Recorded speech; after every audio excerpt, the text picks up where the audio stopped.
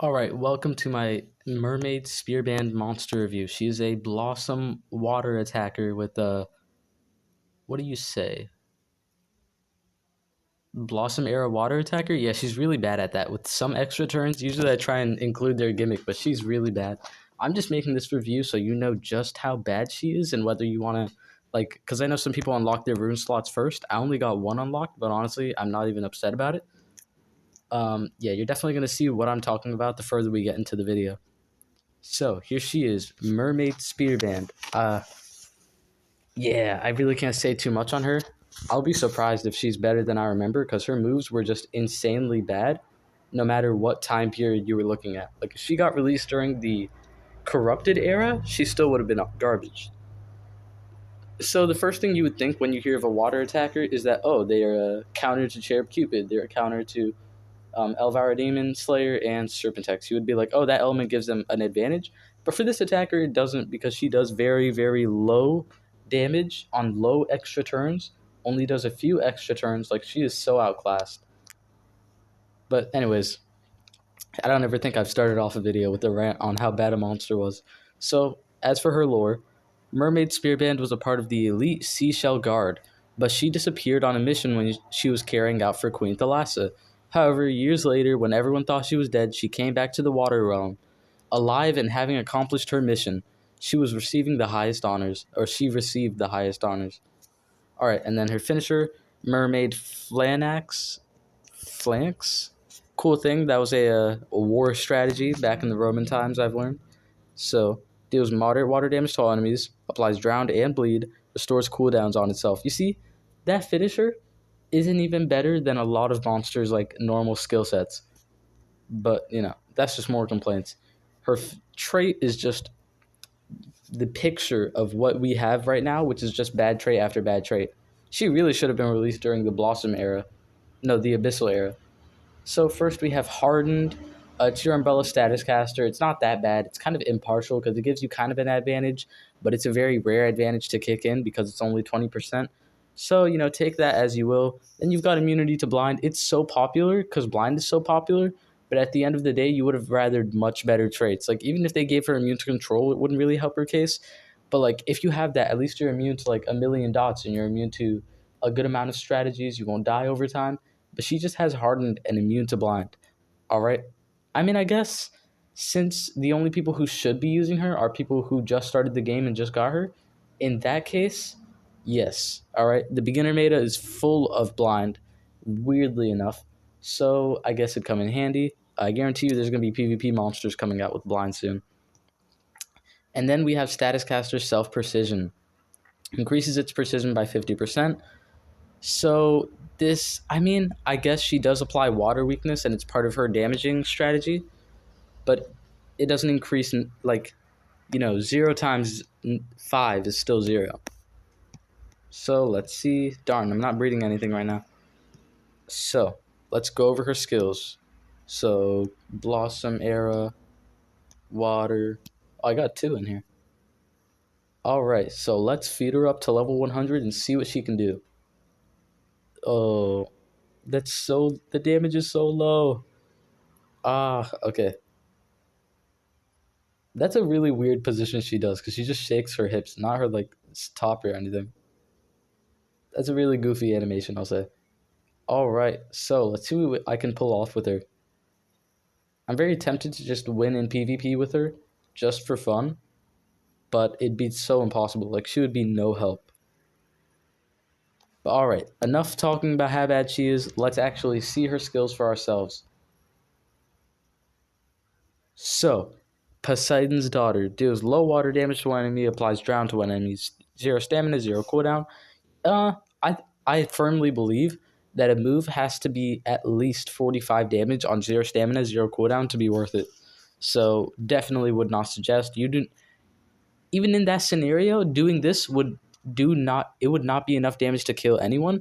So there's no point in doing it anyways. So no point in having a 0 stamina, 0 cooldown move if it's not good. Like, you got to think about it. If you do have 0 stamina and 0 cooldown, the enemies are probably going to be open. What are you going to do with low damage and 1 dot? And we have Thalassophobia, all right, applies water weakness to one enemy. She is a water attacker. I'll give her that. 0 cooldown, 25 stamina. It just literally does weakness to one enemy. That's peak useless. Then we've got Battle Blast. Deals low water damage to all enemies. Applies Drown to all enemies. Alright, just a drowned AoE. Then we've got Underwater Hoplite. I really do like that she is so Roman themed. It's cool, but it's also annoying. Because if they're going to make a monster this Roman themed, why make them so bad? Oh my god. So it's a 30% shield and then a damage boost to itself. And I guess it's some form of buff, but 30% shield is so little that you'd rather do something more impactful like damaging or damage boost.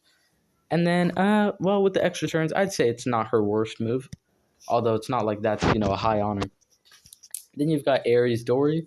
Applies vulnerable to one enemy, deals low water damage. Usually, I would like to say this is a good move, but it does as low as it possibly can. It's a near 0. That's like 20.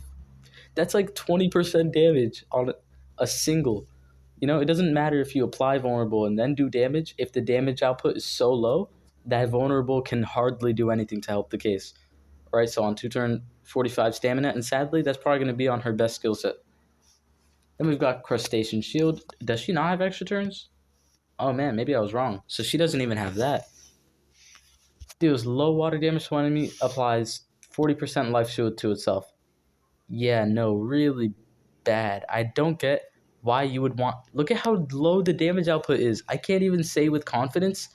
Oh my god, they're all the exact same 20% damage. That is actually insane. Alright, well, at least this one has some self-sustainability, but that's nothing to brag about at that point. Alright, Ares Dory. They've got Steady Pain. I don't know how you say that, honestly. Deals low water damage to all enemies, applies vulnerable.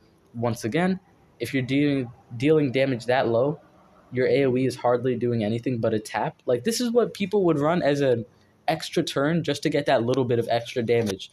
But the fact that her best skill set literally maxes out at this like 20% damage is absolutely insane.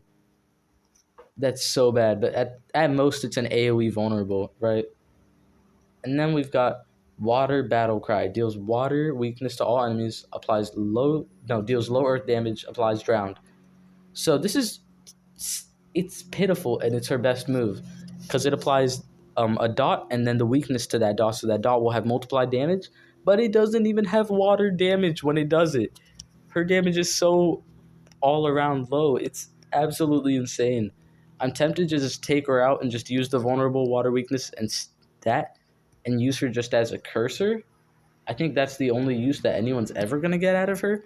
But even then, she's a worthless cursor. Like, even Grulax is a better monster. So, yeah.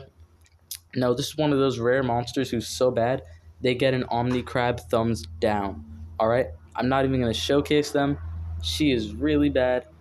And I don't want to drag the video out and just make people think, oh, she's a decent monster. Because if I do a 21-minute review, you can assume that they're at least usable. But this monster, like, if you see a video from me and it's under 10 minutes, they're absolute garbage. Because it means I didn't do the review with them. So yeah, that's about it for this video. I did this recently with like Teddy Wave, where he was so bad I didn't want to like give him runes and showcase him. But this isn't even the kind of monster where I'm like, okay, I'll go over her pros and then I'll leave. She's just so bad. Oh my god, this is like a hate speech against the monster. But luckily, she's not real. Her feelings aren't real, but yours are. So yeah, that's about it for this video. Mermaid Spearband, really bad monster. Collection purposes only. And yeah, I'll see you in the next one. That's about it. This is your favorite Omni-Crab, signing out. Leave a like button. I don't really need this video to do super well. I just need people to see the title and know she's bad. But yeah, leave a like button because it supports traffic to my channel and it's super awesome. Leave a comment and I will respond. Who would you say is worse than her as a mythic? Because there's not many competitors. And leave a comment and I will respond. I always love to hear your thoughts. And subscribe to join the Crab Army. We are at 220 subscribers, guys. And yeah, big milestone, big failure monster right here. Hope to see you in the next one. Hope you have a great day. That's about it. Your favorite Omni-Crab, signing out.